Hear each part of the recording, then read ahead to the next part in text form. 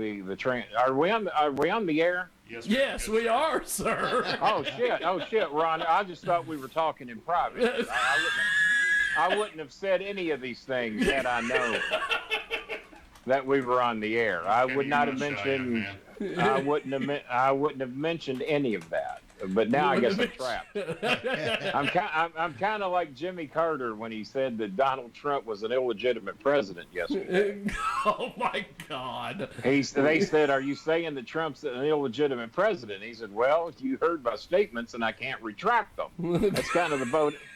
Wow. Me and Jimmy Carter in the same boat in 2 days. Can you imagine that? So Starmaker, we were talking a little bit earlier. Is this an audio video podcast? This is audio and video. I've got you wide and clear there. You are fantastic. People, here for all your female listeners out there, including my Jenny May in the Philippines. Jenny May, Daddy's coming home October 5th, baby. Mwah. There you go. And for all you women that would like to have a kiss like that, you'll have to get permission from Jenny by the ocean. How you doing after the surgery, Starmaker? Yeah. Is Killer Carl in the room? Yes, he is. Killer Carl, the biggest star in the business, is here. Well, let's not get carried away. We'll just settle for Midwest right now. I mean, the guy on the phone's name is Starmaker. Come on. We'll get to work, man. Let's go. Let's roll with this. Now, well, you know what? There's only a handful of John Cena's out there. So Starmaker, we were talking about a little bit earlier about Bischoff and Heyman taking over Raw and SmackDown. Yeah. What do you think about all this, sir? Well, that was shocking news to my son. All I want to say is that now we got two men. Now, I don't have anything personally against either guy. All I have is a history and a track record to go by. I've been in the wrestling business and actually worked very strongly and very connected to the WWE for the better part of 10 years in my days at Ohio Valley Wrestling, developing talent. Sending 54 men to the WWE. What they did once they got there was up to them because they're out of my hands. I did my job. That's all I can say. But we got one man who developed the company, and Mr. Heyman, who once he left that company owed just about everybody in the goddamn business money, and I don't mean money, but big money. He did all of this, apparently, now this is according to Jim Cornette, while Heyman lived in his mother's basement.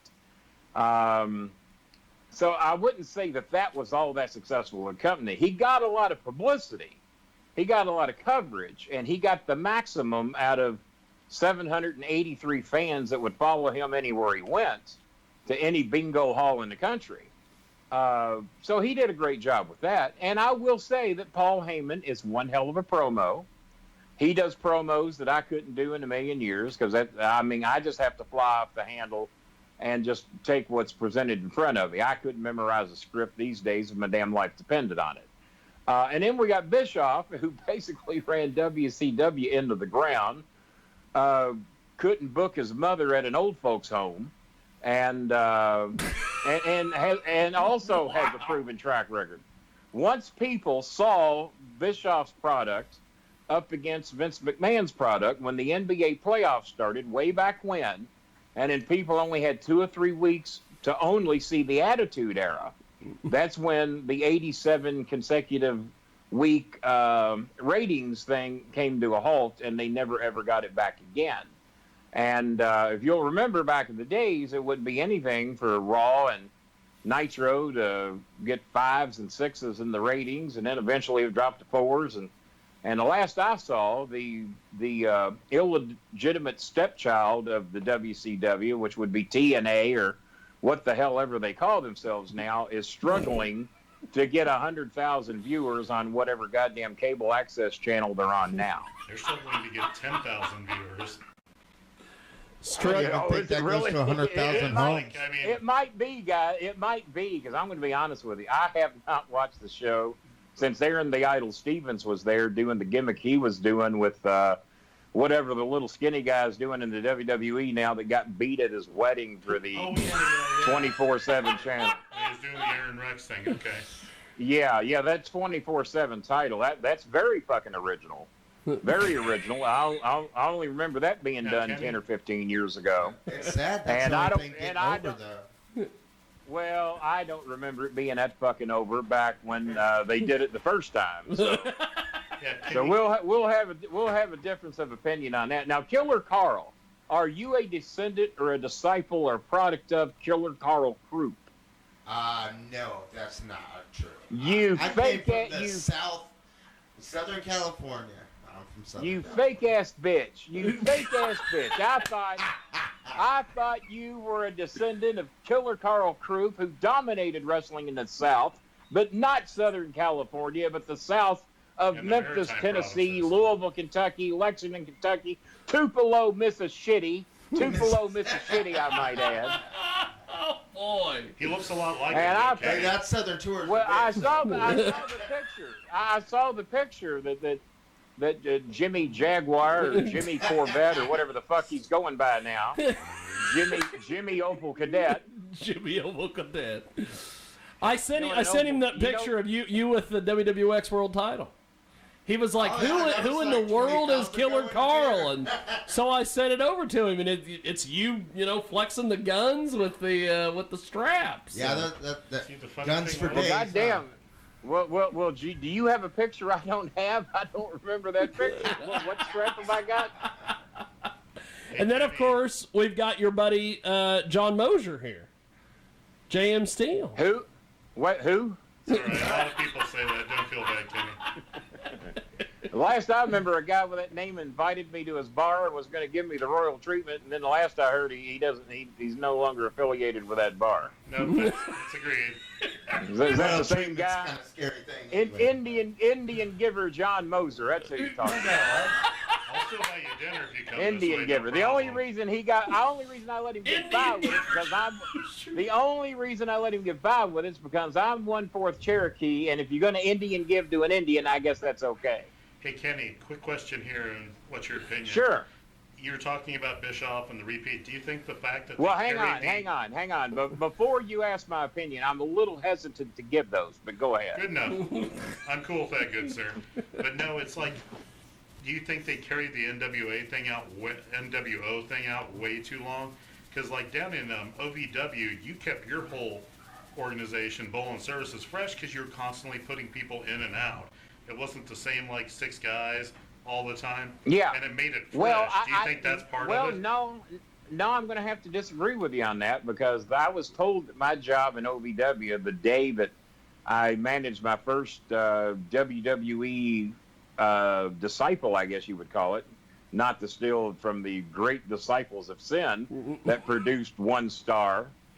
1 compared to 54. They sent Batista. Great, you can have that fucker. Oh, I know, but I mean, you I'll constantly, take. I'm a big Batista mark. Come on. like Kenny, you constantly cycle so you're people the guy. through, so it never got Well, stale.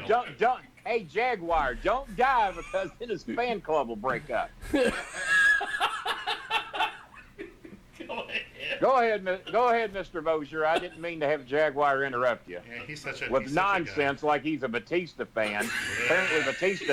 Apparently Batista sent him $20 in the mail the other He day. used to go get a belly button tattoo like Batista, though, too. Oh, those are beautiful, aren't they? One of these days when I'm a narcissistic pig, I'll get a belly button tattoo as well. They're great on the stripper circuit. I think what made you guys more better was because, A, you know how to do things. Well, on the hey, fly. hang on, Mosier. What school did you go to that they use the phrase "more better"? I used to go to the University of Louisville, so I thought Oldham County. He's quick, baby. He's quick. I thought Oldham County High School struggled to put out good English, but goddamn, I shit. can write it. I just can't speak it. Well, you can probably beat me, but go ahead. But no, I think what kept you guys fresh was the fact that you constantly cycle people in and out instead of the same Well, that's a thing better when it's stale. that's a better and more accurate way to put it because that's what we did is we had a constant recycle going. I started out with Bull Buchanan. Then not Great far Bull behind that Buchanan. came Mark Henry. Then we got Rico Constantino, John Cena, Sean O'Hare. Then not long after that came Lance Cade, Mark Jindrak, Shad Gaspard, Carlito. We had a pretty good influx of talent there to work with. And of course, when you got Mark Henry going against the Big Show in all these little podunk towns around Kentucky, Indiana, West Virginia, Ohio, maybe even a little bit of Tennessee, and we're drawing, everyone's struggling to draw 50 to 100 people in these towns, and we're getting 700 to 1,200 people in high school gyms just to see Henry versus Big Show. And as they went and got called up to the WWE, and as the pattern developed that those stars were going to the WWE, everybody, there's two things, either wanted to be in bowling services or they wanted to be feuding with bowling services because they knew they would be featured on television. We never gave a fuck about wins or losses. Shit, me, Cena, and Rico must have went 3 months without winning a goddamn match, but we were always in the main event. That sounds like American way. You guys don't care about wins or losses. We didn't give a fuck. Now, to point out the difference, I can't tell you one title we won other than maybe the tag titles. And, of course, Cena was a OVW champ for a while, and so was Rico. But I don't remember the dates we won the titles. I don't remember how many times we won it.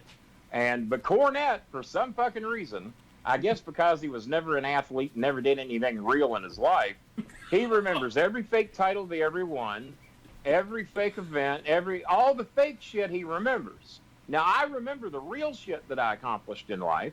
I remember being 212-0 at Oldham County High in high school wrestling. I remember most of the matches and how I won them because they were real and it fucking mattered. I remember being the home run king of the Oldham County High School baseball team. I remember not scoring 4 touchdowns in a game like Al Bundy did. I wondered if you were going to make an Al Bundy but reference. no, I'm not going to quote Al Bundy because I scored 7 touchdowns in a game and did it in 4 different positions. I did it at running back, quarterback, wide receiver, and free safety when I intercepted a ball and ran it back for a fucking touchdown. Now top that, Al fucking Bundy. 4 measly touchdowns. He played in Chicago. The competition might have been stiffer than Oldham County. I don't know. Still good What the fuck? accomplishment. What the fuck were we talking about? And Now- Why haven't we asked Killer Carl any questions yet? Well, hold on. We also have with us the great Aaron Who ke- Helms. Who keeps interrupting Killer Carl and who? Who did you say? Aaron I don't know, but it's Helms is rude. here. Well, I'll need my goddamn Google for that. Who's Aaron Helms? Aaron, run down the resume, baby. Give me the Kansas resume. independent wrestler, worked in Texas, Oklahoma, just kind of the central region here, but only been around for about 3.5, 4 years. Well, I didn't mean to insult you any, but it's kind of what I do. And, It's a pleasure talking with you, sir. and honestly, since I retired in 2012, I barely keep up with any wrestling at all. More or less, what's going on the independents. But when stupid shit happens, I have a tendency to take notice. Okay, so that actually brings up a conversation we were having earlier. That's actually a compliment to you. Is that if you haven't done anything real stupid that I've heard about on the internet, that's a compliment to you. Well, I try to strive away from that stuff. What do you think about some of that you're seeing? And if your name isn't Joey Ryan. See, There we go. so that was what I was going to ask you. What do you think about the comedy spots that are in wrestling right now? Yeah, me and Cornette agree on that. That's about the dumbest fucking thing I've ever seen. I was ashamed of Jerry Lawler for participating in it, even though he didn't really put the dick spot over. If Lawler doesn't set his dick on fire, then what's he done, you know? So you don't like Joey Ryan? I don't like the gimmick. The guy might be all right, but I think it's the dumbest fucking gimmick I've ever heard of. Yeah, I mean, I'm going to take my kid to see a show, and he's doing dick spots. You know, I mean, if you want to run this on R-rated shows or what have you, yeah, go ahead. You know, you want to go see dick spots, go ahead. Line up, buy your ticket, and go see it. But to lure people there, and especially, you got to admit, there's a lot of parents that ain't worth a shit in this country that don't know what to expose their kids to and what not to, and at what age. And yeah, I just got no use for it on a wrestling show. If you want to call it something else or do it at a strip club, yeah, let Joey go pull his dick out and do whatever he wants. Okay, well, Did you ever think that any comedy spots per se had a place like the old Santino Marella, Yeah, anything like that? Yes. Do you think Well, it here's served where a purpose, or do you think sometimes it? here's killed where I everything? here's where I might shock you. Absolutely, I do. There's always a spot on the card. Really, what sells the tickets are the main event and possibly the semi-main event. The rest of the card is filler. The fans could basically give a shit or less what else is on the card. But here's the thing: if you just give them a semi-main and a main, then they're still probably not going to come. Oh, what? 2 matches? Fuck that! I ain't going. The Louisville Gardens used to book 3 matches. Do you know how they got by with it? Hour. Back in the days of Nick Goulas, I went back and looked at a lot of the cards back in the late '60s and early '70s. Wasn't it When they I did was a kid 2 watching singles wrestling on and television, then came back there as would a tag? there would be 3 matches. All of them would be 2 out of 3 falls. And if you were really limited on talent, you would have the fuckers go out there and work twice. They'd be a masked tag team in one match, and then they'd go out and work unmasked as individuals. Yeah, absolutely. Oh, Nick Goulas got the max out of his talent, and the reason he did that because he was always running 2 shows a night. So he might run Louisville, and then he'd run some sub-town in Mississippi somewhere. So he would split the card up, run 2 out of 3 falls and 3 matches at the Louisville Gardens, and he'd do the same thing in maybe Tupelo, Mississippi, or Blytheville, Arkansas, or where the fuck ever. And there wasn't 19 matches on a card. There wasn't main event style matches going on in the opening match, much like you see. Raw gives me no reason, Raw or SmackDown, either one, gives me absolutely no reason to give a fuck about a pay-per-view. Do you remember how the WWE show, that 3-hour show that used to air on WOR New York, I believe it was a 3-hour show? You would get 2 hours and 48 minutes of shit matches and hopefully some good jobber matches and hopefully some good interviews sprinkled through, and you'd get one decent match at the end of the night. And the way Chicago used to do it in Indianapolis, we used to watch Dick the Bruiser's shows in Indianapolis, is you never saw who won the main event match. You'd get shit matches all night. Sam Lineker was the commentator. And the last match, always, we got to go, ladies and gentlemen. We'll keep the cameras rolling. We'll see you next week. Well, you'd never hear that fucking match mentioned next week. You wouldn't know who won. Never fucking ever. You would never know who won. Oh, it was every fucking week. And that was to create the desire to come to the live events and finally see who won a goddamn main event match. Otherwise, you weren't going to see. Oh, you would get the Legionnaires against the Valiant Brothers, or Dick the Bruiser and the Crusher against the Legionnaires of the Sheik, or what the fuck ever. But you weren't going to see the finish of that match. And if the Sheik was going to do his tights to light fire, you'd never see him light it. We got to go, ladies and gentlemen. We'll keep the cameras rolling. We'll see you next week. That is excellent. Wait a minute. The Sheik just poured gas all over Dick the Bruiser, and he's getting ready to light him on fire. What do you mean? I don't want to see creature feature. I want to see him set that fucker on fire. Now, see, I thought some of that actually worked at the old, like, Portland. But the great thing about that is that it created desire to go see the live shows, because all you were going to get were shit shows on television, and they were there to create desire for live shows. Well, fuck Raw and SmackDown, based on whatever level of talent you think they have. That's what XWE should do with their social media title. Never have a finish. I'll be honest with you. I've never watched any of those social media matches yet. As much as I love Asuka and Shinsuke Nakamura, WWE has absolutely fucking ruined them in this market. Oh yeah. They have to go. But I hope they don't ruin Kairi Sane, but they're not doing much to help her either. No, those are my 3 favorites. All 3 happen to be from Japan. It's not that I have. Well, I would say I don't have an Asian fetish, but my last 3 girlfriends have been Asian. So. Well, they're going to kill the 2 out of 3 falls now with the new commercial policy. Everything's going to be 2 out of 3 falls, 3 of them like your on main the ones, show. because that way they have a break. When they go to breaks, they're not going to wrestle through breaks. Now, anymore. what determines that? Because I noticed SmackDown does this. I haven't noticed it so much on Raw. what determines whether they keep the cameras there and you see them in a little box on the left side of the screen? So now the poor fucks can't even get a rest break or a rest hold. They actually have to keep working through the commercial breaks. Right now, the rest is in between falls. Yeah, like on Raw. In the first fall, they'll go to commercial, and then they'll start the second fall. Wait a minute. I've missed about the last 6 or 7 Raws and maybe the last 6 or 7 SmackDowns. I used to take the time. No wrestling during commercials, except for what you were talking about on those segments of SmackDown. Okay. So now it's 2 out of 3 falls, everything. Like 2 or 3 a night. Okay. Now, Carl, where do you work? Being as Jimmy cannot fucking run an interview over there, where do you work? Well, currently I'm in the WWX. And the WWF. That sounds a lot like WWF, and maybe you can get people to pay buy one get one free tickets and get maybe 500 people at your shows if they think you're the WWF. That's what I heard. That's what I heard their last pay-per-view drew. If you count family, I can get about 50. Well, you know what, OVW. Now, you may not believe this. I once worked a show with John Cena at a high school in the west end of Louisville that drew 12 people.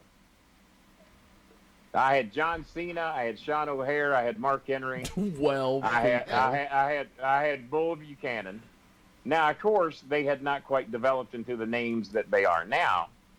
And but yeah, we drew 12 people and we canceled the show because nobody was going to go out there and work in front of fucking 12 people. I went down to NWA Wildside and they had. Well, wait a minute. Did you lose a bet? Why did you do that?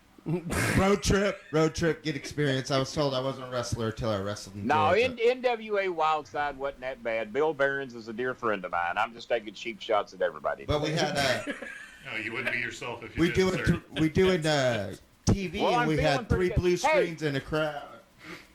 3 blue screens. Well, there you go. That's always a good idea. Now, first of all, Jimmy Jaguar, and yes, y'all have video. Y'all can see me, right? Well, only Jimmy can. Only me can see you right now. All right, but later, the whole world can see you. The rest of you are off the hook. Then Jaguar, you piece of shit. I've lost 100. I've lost damn near 180, 190 pounds in 2.5 years. I've lost 109 pounds in the last 70 fucking days, and you ain't said shit about it. I'm feeling better, looking better, talking better, speaking better than I ever had in my life. I ought to have a contract somewhere making about $8 million a year like Jim Ross, and you won't point it out. What's the matter with you? You want me to put you over? I've done everything except get new teeth like you did, and I'm eventually going to do that. Well, it takes Jiggy a while to catch up. But Jimmy Jaguar may have wasted his money, because if I ever come to Kansas City, which I won't, I will slap you right in the mouth and slap your $500 dentures right in the goddamn floor. Sorry, a lot of women what I'll do. He pays $20 an hour for it. So. That's right. Well, shit. I figured he'd make money off the deal. So we've got a really good show today. Don't you speak another word to me until you tell the fans how great I look and put me over. We have the superstar himself. Okay, go ahead. The superstar himself. I almost cut you off. But go ahead. Superstar, never looked a day better. Kenny Starmaker Bolin on Skype. What a fucking lousy introduction. That's the things you can do. Jesus, goddamn Christ. Killer Carl could have done a better job. Let him do it. Here, can I do one for you, He ain't even looking at me, and he'd do better. Can I do one for you, Kenny? Okay, John, go. Go ahead, Mo. I know Mosier knows how to do it. Oh, yeah, because I'm like a huge fan of yours. Jeez. We'd like to introduce Maker of the Stars. 54 different gentlemen went on to great careers in the WWF. Well, no. Let me finish. Not all of them were gentlemen. One of them was John Cena. Okay, well, I'm trying to be somewhat PC on it, but. All right, go ahead. Extremely talented 53 man. in Cena. 53 in Cena, as Mr. Starmaker likes to say. Extremely talented, very brilliant, great at marketing, everything. Recently had surgery, and he is looking better than he ever has, which is hard to do because Starmaker Bolin always looks good. But Yeah. Kenny, I mean, the even- Starmaker, even in bowling. Even in my fat days, I wasn't too bad for a fat old man, was I? You're pretty studly. I got a kick out of you all the time. As a matter of fact, I remember 200 pounds ago, damn near, claiming I was the best looking fat man in the country. So, you know, I thought that belonged to Aaron Helms. I mean, look at it. Who? No. That's kind of like comparing filet mignon to Vienna sausage. Yeah, Kenny's the goddamn. filet mignon, and I hate to say Speaking of Vienna sausages, what feedback are y'all hearing on Cornette since he got exposed saying the N-word about 13 times on an 8-minute recording? What do y'all hear? I missed this. I kind of just avoid What anything the with fuck? him Did anymore. you guys? No, it was David Starr put it out like a week or so wait a ago. minute. No, Do I you know guys exactly not what you're own talking Twitter about, accounts? but I've tried to I know stay it's off Twitter. all the Twitter drama. It's too much, man. With it, Well, I it ain't think- Twitter drama. It ain't Twitter drama that Cornette didn't start. He got into a feud with somebody on Twitter, and I think they accused Jimmy of being a racist. And Jimmy said, "Fuck you, I'm not a racist." And the guy said, "Well, I got a recording that said otherwise." And he exposed a recording of Cornette where I don't know how Jimmy was stupid enough to do this, but Jimmy used the N-word, I know, 8 to 10 times, and the person that he Holy used it smokes. against. The person he used it against started out at 6'3" when he wasn't the N-word, but when he became the N-word, he was 6'9". So the guy grew 6 inches to accommodate Jimmy's story. Well, there goes his And, Hall of Fame ring. But yeah, but that's all yeah. over fucking Twitter. That's all over Twitter. As a matter of fact, Jimmy's last show, he said the reason that he talked like that and used the N-word back then is because that political times were different. This was 1994. And it was just a different era and a different time back then. I got news for you. You know what fucking wasn't? I was in the wrestling business in 94. I'd already worked for Nick Goulas. I'd already worked for Jimmy in Smoky Mountain Wrestling, who, as a ring announcer and backstage productionist, and yes, that's a word I made up. Somebody made up all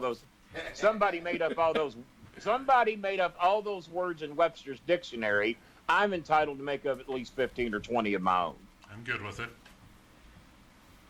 But yeah, that was all over Twitter, and supposedly MLW was deep in his shit or whatever. And Well, then Tony Jimmy Schiavone's supposed to apologized. be coming back this next taping, so Oh, is he? yeah, it's well, he does baseball and stuff for the University of Georgia. Oh, right. So Yeah. I think he does bulldog football or something. yeah, he does football and baseball and basketball. He does all of them. Well, Uh-huh. hey, so something I want to point out to Starmaker Bolin that I was going to point out earlier, but because he brought it up. Well, somebody But, was probably talking. Go ahead. Yes. Starmaker, Aaron Helms, who was in studio with us, he recently, I don't know, 6 months ago, wrestled Ricky Morton and ended up getting his head shaved. I did. I lost the hair versus hair You lost. match. Well, we know Ricky wasn't going to lose his mullet. I think we knew that going Yeah, in. but I mean, it was a different thing with Aaron. It was like he lost his back hair. He had to shave I didn't that. lose he the back lost- hair. I lost- just lost lost the his man back hair. bun. Yeah, it was kind of like if Dutch Mantel shaved matter his. of fact, well, as a matter of fact, Ricky's an old buddy of mine. I worked with him quite a bit down in the Smoky Mountain days, and I hear from Ricky and Robert occasionally. As a matter of fact, I hear from Robert all the time. I don't hear from Ricky as much anymore. Spider-Man Far From Home. I'm sitting here watching the trailer for that. That's, you know, I didn't. This guy says I got he's been great Spider-Man reviews. 5. This little guy says he's been Spider-Man 5 times, and I've never seen him. Somehow, I missed 5 Spider-Man movies. Well, there's only been The la- 2 of the Spider-Mans, The last I think. one, last one I saw was the little bug-eyed fuck. Which one was he? Andrew Which Garfield. one? Andrew Garfield, yes. No. Well, wasn't that? Which one was the little bug-eyed fuck who got kissed hanging upside down? Which Tobey Maguire. Tobey Maguire, yeah. Tobey- Toby bug-eyed fuck Maguire. That's who it was. But That guy's career went. that new Spider-Man's supposed to have good pretty good reviews on it. So Yeah, I hear that. I don't know how I missed the other 4 Spider-Mans he was in. Maybe well, there's only maybe been he's 2 of counting them and then a Avengers couple of and the all that shit. Avengers. Yes, so he- he's counting that. Yeah, he's probably counting those because I've only saw one of those Avengers movies, and that was the last one. But No And spoilers. I think I think everybody died. So. No sayings. Is that Sounds like he's milking someone's Yeah, game. everybody fucking dies. They don't even have credits at the end. There's nobody to roll them. Just number. Producers, directors, assistants, everybody fucking dies. As soon as the credits roll, you're fired. I hear anybody that went to see the movie died in the theater. That's terrible.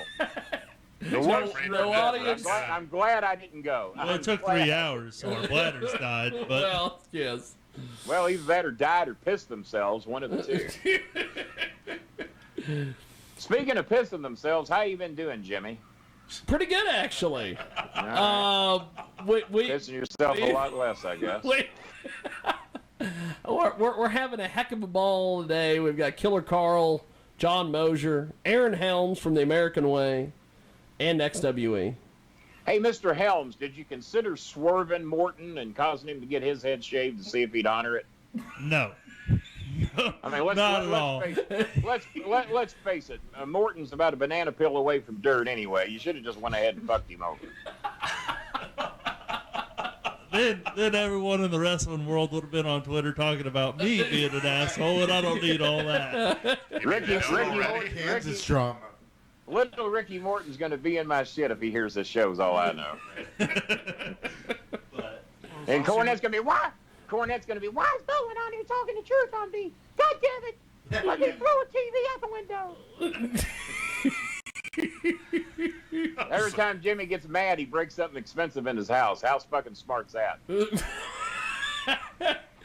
See, I used to mass produce Jimmy's DVDs for him, but when he got pissed at me for working for Russo, he got mad and he sent his wife over here to get his Letterman's jacket and his albums and all the things he'd ever given me and to pick up the DVDs I was working on for him. Well, apparently Jimmy was in financial struggles at the time, and he only paid me for half the DVDs. Well, I knew he was about to fuck me because he's Jimmy Cornette, so you pay for half, you get half. So when his redheaded wife, well, that's the color she paints it, when his redheaded wife showed up over here, beating on my door, unannounced, by the way, she wasn't invited, beating on my door, yeah, Jimmy wants his DVDs and his Letterman's jacket, which everyone knows is bullshit. Jimmy never lettered in anything but ignorance. And then she's wanting all Jimmy's stuff so I give her the DVDs. She says, so they're all done? I said, no, Jimmy paid for half, so he's getting half. I said, do you really think I'm going to trust him to pay me for the other half now that me and Russo are buddies and I'm making good money on Russo's network? I said, Jimmy paid for half, he gets half. So, of course, she leaves with her tail tucked between her legs, and she marches back to her car. And then the next thing I know, I'm in the bathroom, and she's at my bedroom window beating on the window. And I said, what do you want? She says, Jimmy wants to know if you'll finish up the DVDs. I said, fuck no. I'm not going to finish up the DVDs. He didn't pay for them. Well, Jimmy swears he'll pay for them. I said, no, Jimmy can swear on. Jimmy's like me. We're both atheists. What's he going to swear on? The Bible? Fuck him. No, I'm not doing them. So she's furious. He's furious that I would not do these goddamn DVDs. And Jimmy and I really have not spoken another word since. Jeez. So Well, you think the next move's to bring Russo in with Bischoff and Heyman? Yeah, I don't think. You know what? You know what? Russo has gotten such a bad rap for so much stupid shit. Let me promise you something. Cornette has booked equally as much stupid shit as Russo ever thought of, and Cornette has stolen way more shit than Russo ever did.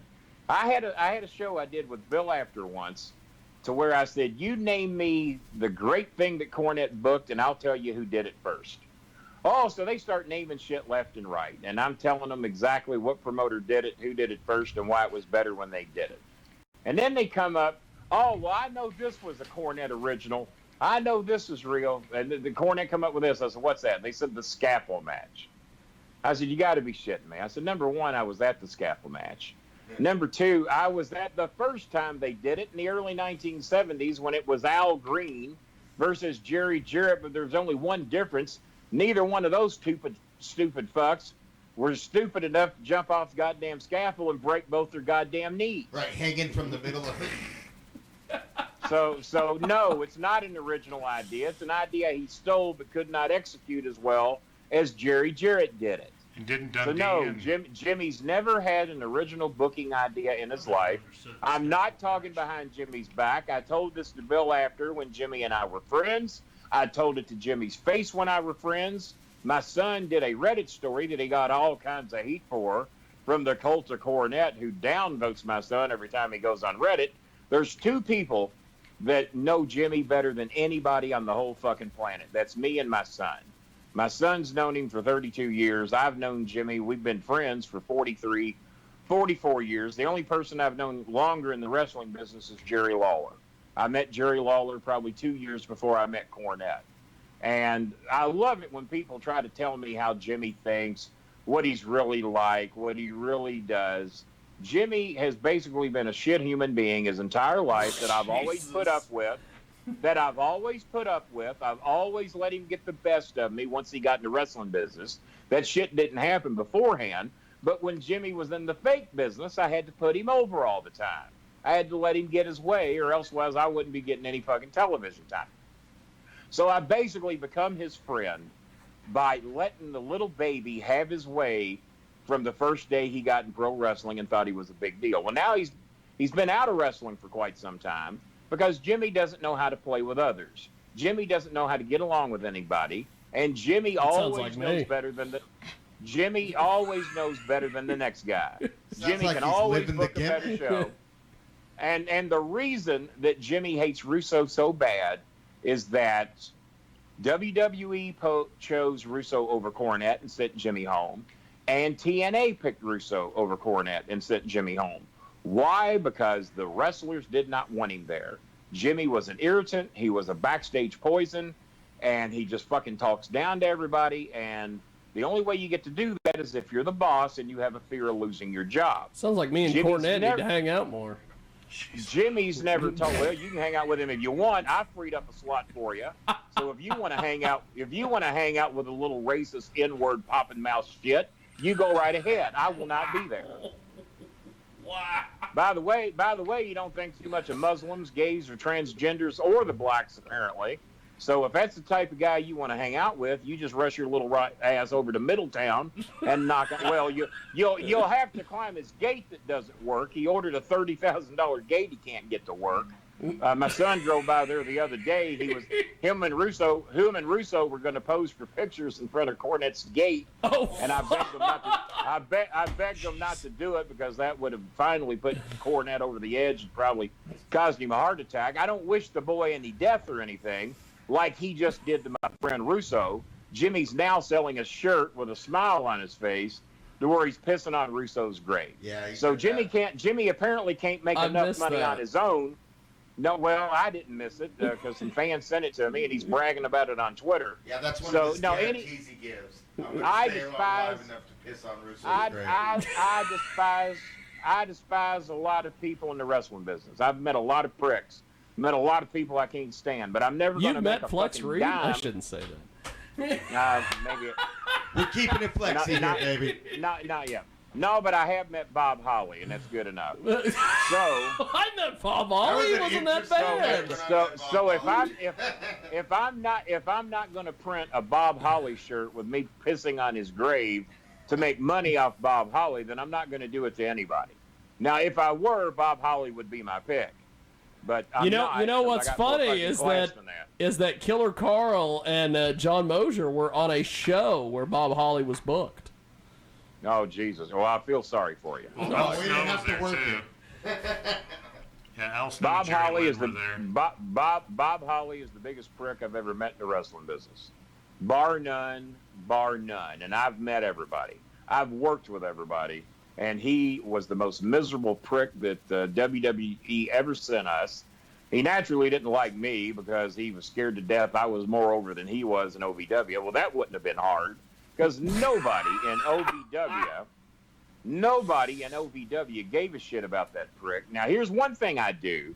When people I despise die, I don't get too worked up about it. I don't put the bogus things on. Oh, so sad to hear so-and-so died.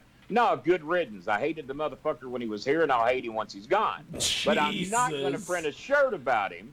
I'm not going to. No, if Holly dropped dead today, I wouldn't give a shit. But I'm not going to make a shirt pissing on his grave to try and get myself over to make some money off Bob Holly, like Cornette's now done twice. Cornette printed out the EPO that Russo filed against him that I told Russo to do for 2 reasons.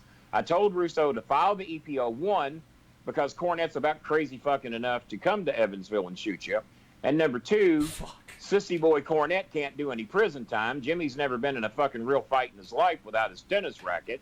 He's never won a fucking fight in his life. And can you imagine what that little sissy boy's going to do in jail as soon as some prisoners start beating his ass and probably fucking him in it? He's not going to do well in prison. Jesus. And I'm speaking from the heart here. Jimmy can't do prison time.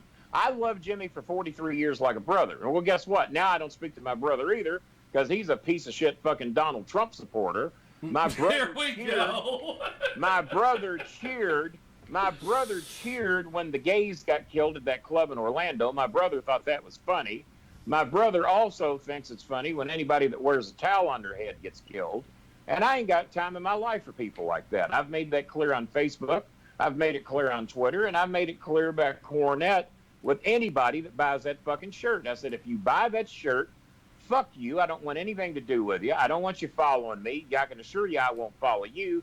Delete yourselves, and if I wake up with 8 people following, what are you, Matt Hardy now? if I wake up with 8 followers tomorrow, at least I'll know they're 8 fucking decent people. I don't need 9 or 10,000. I'll have 8 and be just as fucking happy. Well, I know there you go. Now, I know that we only... What else you want to know? Well, I knew that we only had you for 30 minutes, and we've went over the time, Kenny. When have you ever booked me for 30 minutes and only kept me for 30? You lie to me every time. You keep me hanging on here. You keep asking questions. King, can you stay? Can you answer another question? Can you piss somebody else off? Well, you ran on Trump for us. You know you booked me for 90 minutes. Don't lie to everybody. You told me in that email, you said I'm going to have these 2 losers in studio. No, I know I'm not going to get any mileage out of Killer Carl. This other Helms guy, I'm not going to get anything out of him. Bolin, I need you to save the show. Bolin, please call in. That was probably John Mosier hacking my account. I think it was Mosier. I think about it. I think it was Mosier. At least Mosier will admit it. At least he's got a spine. At least he'll say Bolin saved the show today. Not you, Jaguar. You're just like Cornette. You blow anybody's cock that's sitting in front of you. You ain't got the spine to tell them that I saved the goddamn show today. You ain't got the guts, and you went, oh, well, King, we got to rush you off. You're over your time limit. Fuck your time limit. I'll stay as goddamn long as I want to. John. Now, what's the next question? Jump in there, John. I'm sorry, I'm cracking up. Just to prove my cataracts haven't totally made me blind, I'll take my glasses off for the next question. Jesus. All right, being as you're dying to interview these other 2 guys in the studio, I'll answer one more question, and then I'll go away, and then you can ride the Titanic until these other 2 kill your show, and then I'll wait for you to call me back. I'll wait for you to call me back and do the end of the show. We get superstar here. Okay, besides Jerry Lawler, who was your favorite person you ever had interactions with in the wrestling business? Obviously, Killer Carl now. Stone Cold Steve Austin. I loved listening to that interview you guys did on the show. I did 2 of those with him, and man, he and I clicked like jelly, man. Peanut butter and jelly. I guess I was jelly. He was probably peanut butter. No, we got along great. I've known him for quite some time. I knew him when he was poor. I knew The Rock when he was poor. And I knew Cena when he was poor. So when you were working for Jerry. Yeah, everybody I know ends up making $1 million except me. I'm doing something wrong. Fantastic. Well, Bolin, before we let you go, how do we find you online, my friend? Get your stuff. Contribute. No, you're not going to let me go. No, you're not going to let me go. I'm going to let you go. I'm going to end the interview. You don't wrap me up, son. I don't know who the fuck you think you are, but you don't wrap me up. I wrap you up. So now, just because you think you're running shit down there, you go ahead and ask me one more question because I'm not ready to go yet. So ask me one more. You better make it a good one. Carl. Don't ask me some stupid question. Ask me a good one. Oh, guess who called me last night? Guess who called me last night seconds before he was doing his comedy show, Mick Foley called the Starmaker to congratulate me on my weight loss more than you did, Jaguar, you bald-headed toothless fuck. Jaguar dropped the ball on that one, didn't There you go, Jimmy. Yeah, he dropped the ball. Yeah, he dropped it. Well, it's all over Twitter, but apparently Jaguar don't never look at his Twitter account. He don't realize Cornette's a racist. He don't realize I Cornette missed uses this. the N-word. He don't realize that Jimmy does rants on Muslims about every third day. And he doesn't realize that Mick Foley made a video congratulating me on my weight loss, and also called me at my home to tell me what a great job I'm doing. Well, at least he does his homework. But why does Mick Foley like? I've never done Mick Foley's podcast. Why does Mick Foley like me better than you do, Jiggy Corvette? Jiggy Corvette. You're lucky I'm calling you. You're lucky I'm calling you a Corvette. You ought to be Jimmy Chevy or something. Jimmy Chevy. That's my Jimmy brand Chevy. new ring name. I'm Jimmy Chevy. That's your new name, Jimmy Chevy. Well, you got to upgrade to be a Jaguar. When I make my debut in professional wrestling, I'm going to be Jimmy Chevy. I'm going to put my glasses back on so I can see how fucking ugly you are. Oh, my God. I've been talking to you this whole show. Well, Starmaker, right. We appreciate it. Don't you act like you're wrapping me up. What you do is you say, King, would you like to go get a drink? You want to take a break while these other two sink the Titanic, and then I'll bring you back in to bail water with me later? Why Exactly. To me that way? That's excellent. Well, Let's do it that way. I thought that's what you meant. All right, now when are you sending me my check? When are you donating to my medical fund? When are you going to buy a couple of shirts? I've never seen you wear a bowling shirt, a bowling hat. I got fans in 6 continents that wear my merchandise, and your head needs my hat on it desperately. Send me a hat. I'll wear it. No, you're going to buy a hat, you cocksucker. Send me a hat, brother. I'll wear it. Now, I'm not insinuating you suck cock the way Cornette does. That's entirely 2 different things. You do it because you need the money, and I understand that. $20 is $20. $20 is $20. You're right. No, you guys were great. Y'all kept your mouth shut. You did the right thing. Oh, yeah. Hey, I do have a question real quick for you. Hey, Helms has a question, Starmaker. Sure, go ahead. So, I got all day. Helms. Go ahead. What advice would you give to young up and coming guys who are trying to get in the commentating role? Oh, get into a commentating role. Well, commentate where would be the next question. Well, I mean, as more and more independents are doing the commentary because of Fight TV and that kind of thing, I guess really anywhere. But everybody's got a TV show now thanks to YouTube. I mean, there's. Well, yeah, I'm doing a TV show tonight. No, you're not. You're doing fucking YouTube. Any jackass, including myself, can do YouTube. You're doing television when you can put up an antenna on your roof, pull in a channel, and then on that channel, you will see you or your show. That's when you're doing television. Now, I will cut some slack for cable. I'll give cable a slack. But back in my day, when you were doing broadcast television, which in Louisville, I was on 2 broadcast channels on the same weekends on 2 different shows. Well, 3 different ones because I was doing a talk show as well. That's when you're doing television. But if you mean you're doing video and they're doing commentaries on the video, well, what you do is you contact the promoter, you send them a sample tape. Maybe you go to another show, set up some audio equipment, record the show with somebody that you think you have a good connection with. Only Vin Scully was the only decent solo play-by-play announcer in baseball, and Gordon Soley was the only decent solo guy in wrestling. I don't know too many other guys that did it solo that did great at it. I considered myself a great color commentator. I say that because lots of other people who I respect told me that, but I couldn't have done play-by-play if my fucking life depended on it. And Jerry Lawler admitted the same thing. He's a great color commentator. We both suck as play-by-play commentators. Neither of us could do it. That's because the names change all the moves every couple of weeks.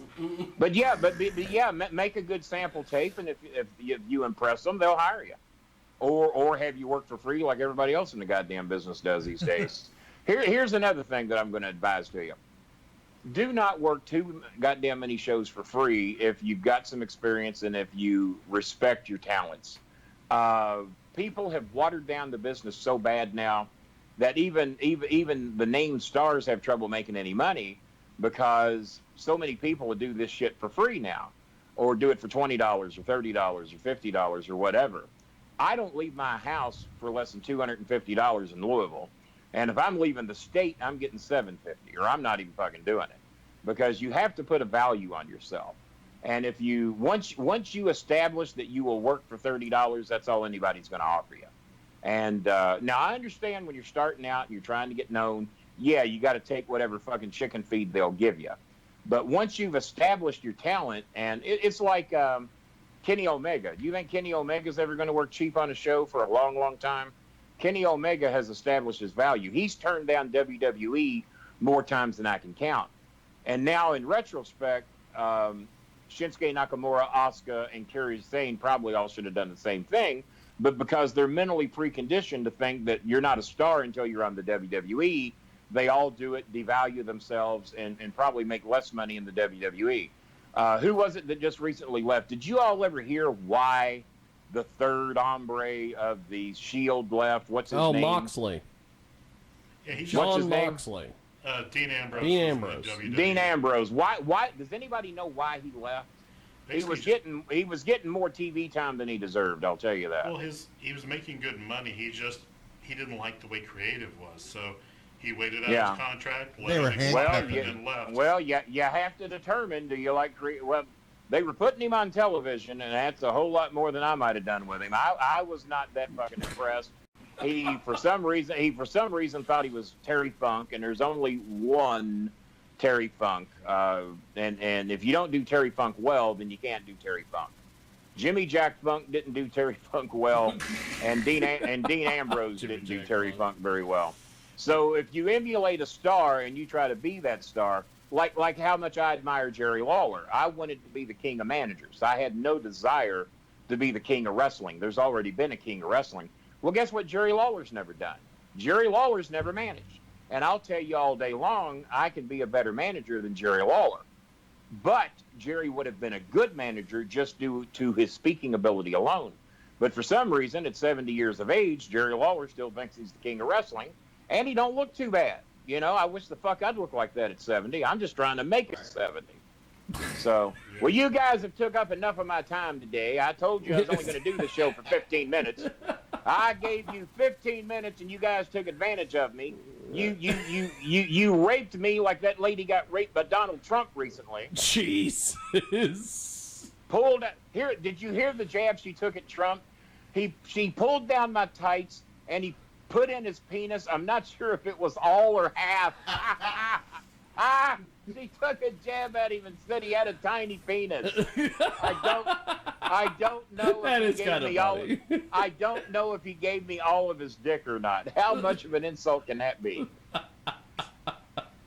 But every girl that's ever filed a complaint on him, all 24 of them, said Trump had a tiny dick.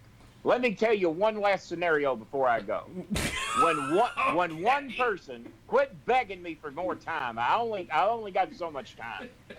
If one person accuses you of rape, Jimmy, you might not be a rapist. So let me give you the scenario.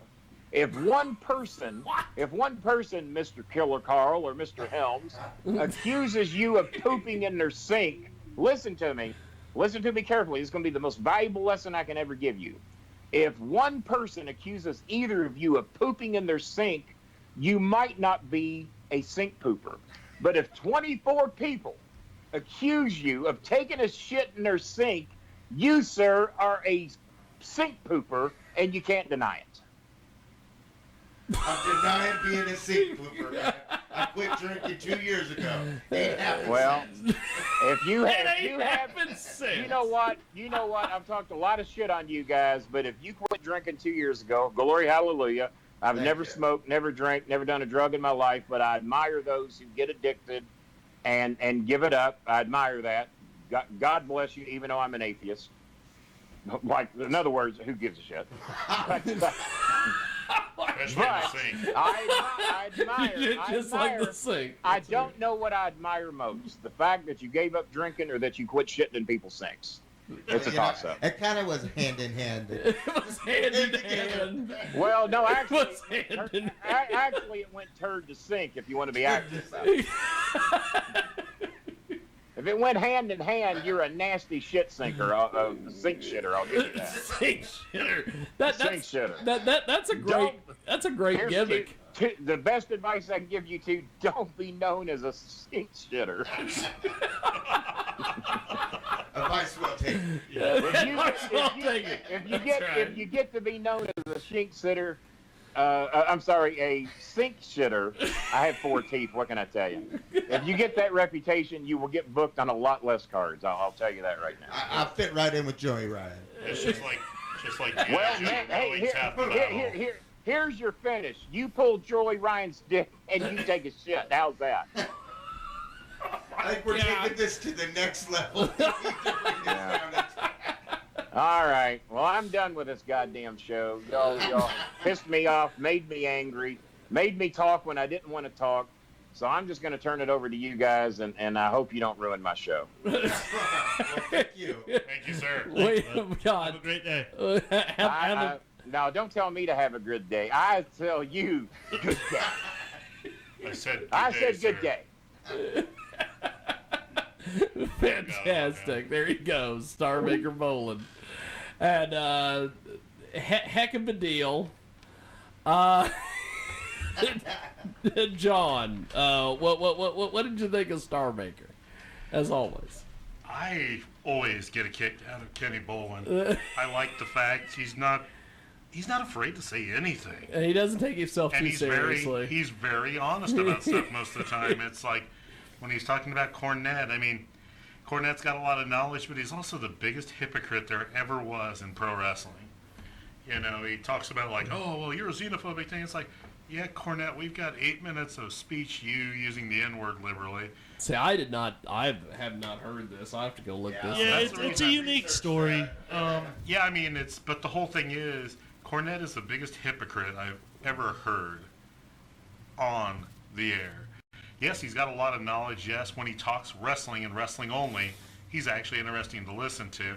But he starts to get carried, and he sits there. He likes to throw a lot of names at people, but he's just as guilty or guiltier of the crap than anybody else. Well, I think that's a lot of people in wrestling. I think. No, I'm not saying in that point, but I mean, not everybody in wrestling is calling everybody homophobic, this, this, you know, because either A, your political affiliation is the same as his, or you don't like exactly the same wrestling he does. He's the biggest hypocrite. I mean, don't get me wrong, everybody's hypocritical to a point, but I mean, he takes it to a whole new level. Yes. You can't deny that. I mean, the guy sits there, calls people racist, and he has a tape of him using the N-word liberally. He sits there and he calls people homophobic, but yet here he is making fun of Sonny Kiss. You know, it's just like boom, boom, boom, boom, boom. It's like after a while, you just know they're full of crap.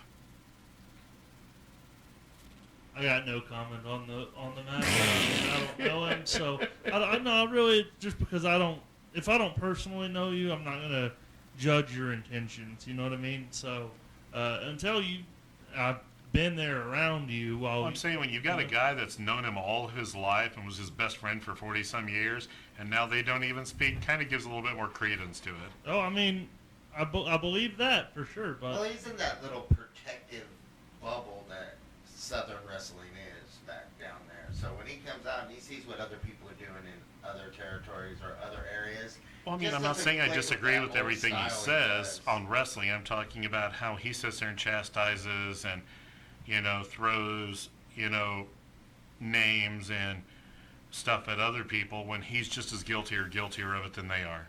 It's definitely nothing that I'd like my children to learn how to act that way.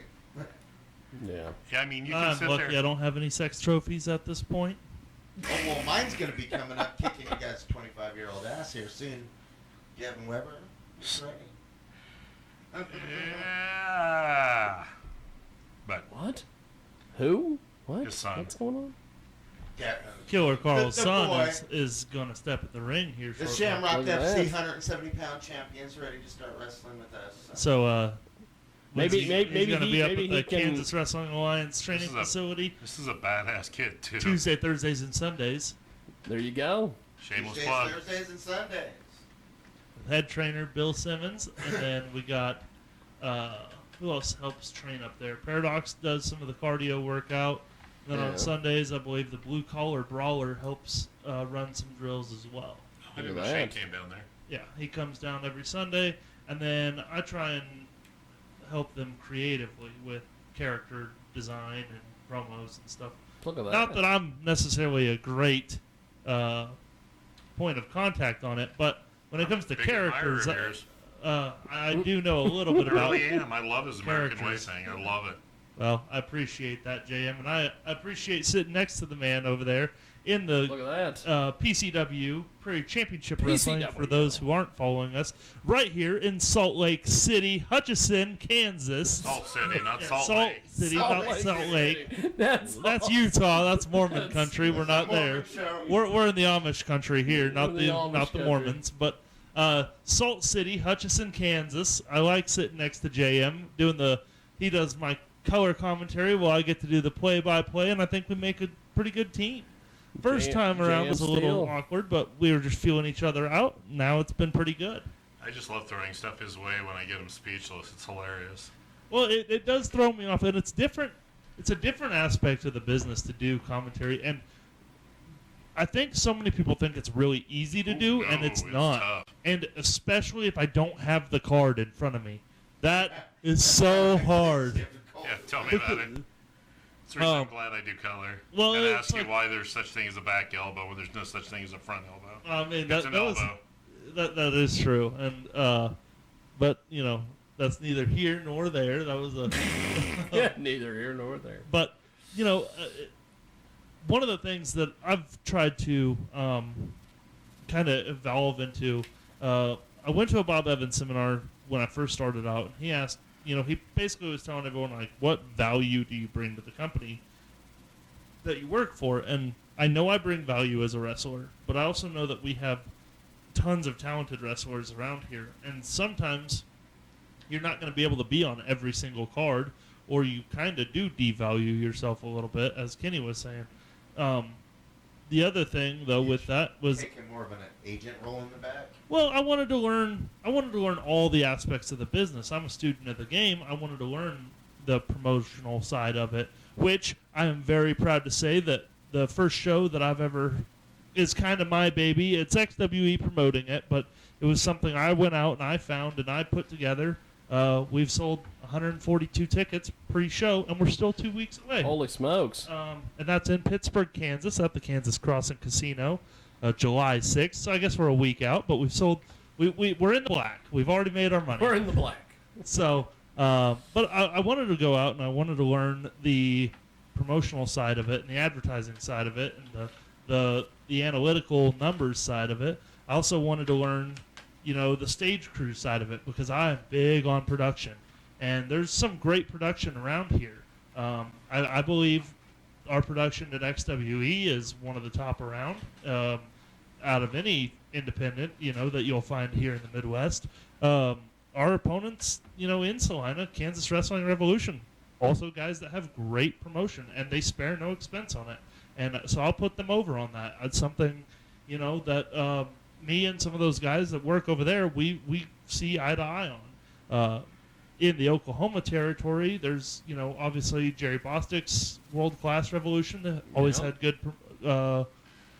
good production, and then Wrestling for a Cause, which is a 100% charity Which is show. amazing that there is a thing called Wrestling for a Dude, Cause. but it's such a cool I love promotion. the idea, though. It's ran by Tim Rockwell, the villain Tim Rockwell, who is a heck of a guy from what I've heard. I've actually never met him in person. I've only nice. met him When I met through him. Facebook and stuff. But a cool guy, and I've always wanted to work with him, and just dates never aligned right. You couldn't find the building. But yeah, well, that's true. Sometimes I get lost. If the Apple GPS ain't leading me there, brother, That's the reason it's I ain't got maps, okay? But like Apple hasn't figured out where cities are yet. That's something that Google and Android already figured out 10 years ago. But they'll charge an extra $1,500 for But that. I'll tell you what, though. There was this place when I was early on, about my second year in, there was this place I was working every weekend for about 6 months called Impact Zone Wrestling down in Lawton, I think I've heard of Oklahoma. them. Yeah, they're Guy- famous for a guy getting. Guy named for Johnny child Z abuse. used to run their place, and they had immaculate production. I mean, you would think going down there, if they had drawn bigger crowds, they'd be the hottest thing in the Midwest. I mean, really, because their production was so good. You looked like a superstar, and it was great to work there because even if the crowd was maybe 100 people, and it wasn't the biggest crowd you ever worked in front of, the production around it was so good you could take these and use them as phenomenal demo tapes to send to all these other places. So I loved working for Johnny Z and Impact Zone. I learned so much there because they were brutally honest. If you had a shit match, they told you had a shit match. And dude, but they weren't just assholes about it. They would pull you aside and they would tell you like, hey, this is what I thought you could have done better. This is what I did like. This is what I didn't like. And I never got the impression from any match I had down there where they were just like, they never crapped all over it. They were never like, oh, you didn't do a damn thing right in that match. Well, no, there was always some positives. And I've got to give a big shout out to my travel buddy during that time frame, Jermaine Johnson. I learned so much from Jermaine, and he really helped form who I am as a wrestler.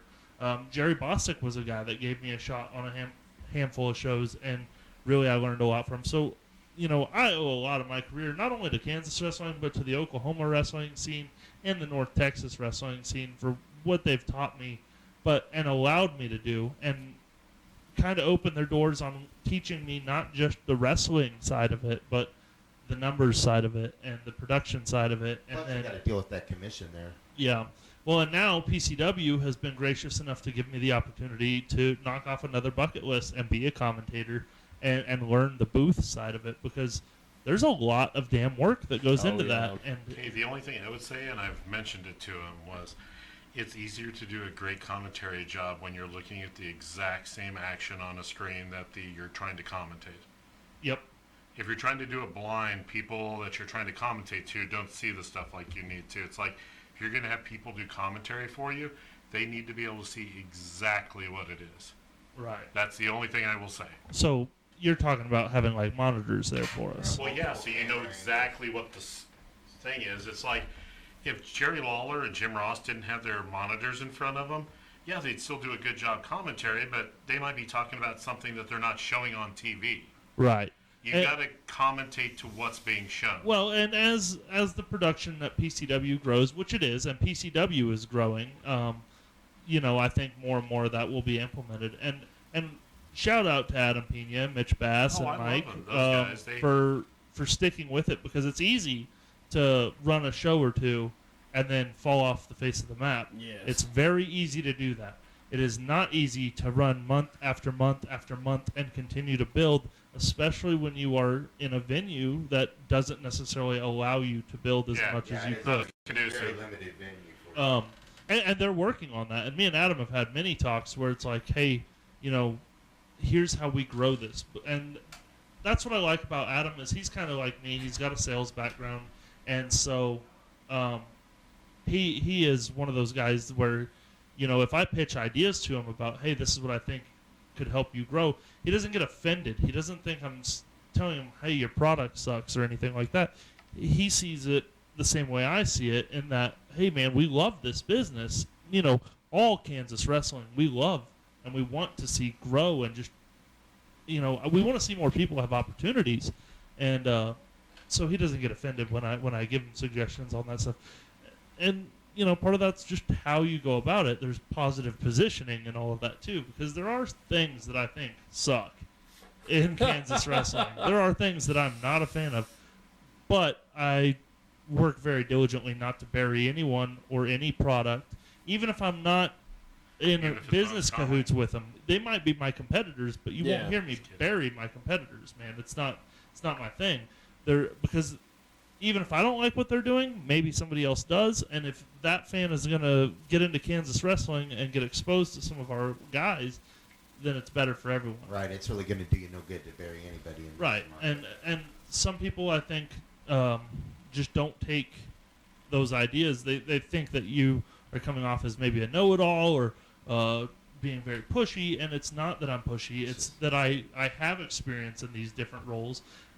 Even coming from outside businesses, I mean, man, I sold fireworks for 10 years. Do you know how hard it is to get people into fireworks stands? It's more of a constructive criticism. Right. Than I've been in media for 10 years. I had full ride scholarships for videography. I had full ride scholarships for video journalism. I did a short term internship. That's the word I was looking for, with Cake News. I've done a lot of stuff in that realm, and then I've also taken a lot of business classes and worked with a lot of local businesses to help them grow. And I've done sales my whole life. Door-to-door sales has been the last 3 years of my, adult career.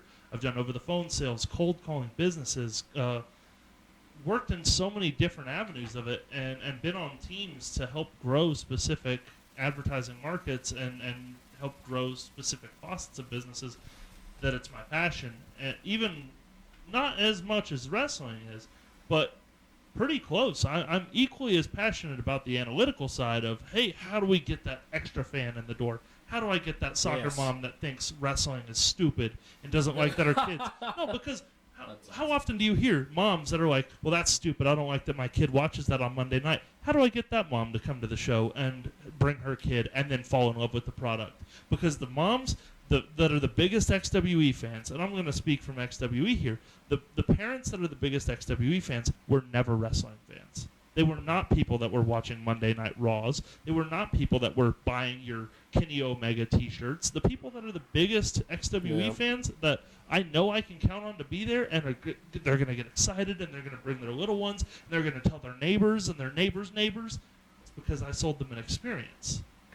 And That's they came awesome. there, and they felt something so real and so connected that it doesn't matter what the big league guys are doing. They care about us.